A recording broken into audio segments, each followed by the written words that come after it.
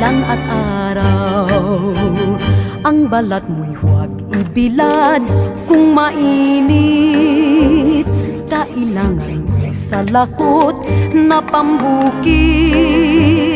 Kung masungit ang panahon, parang payong din yan, maiilagan mo ang ulan at araw.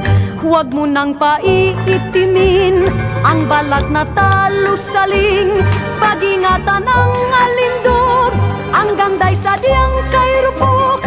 Kung kulimlim ang panahon, sa lakot ay dalhin at kay panangga sa init man at hangin.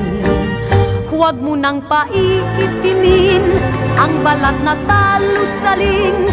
Pag-ingatan ang alindog, ang ganday sa diyang kay rupok. Kung kulimlim ang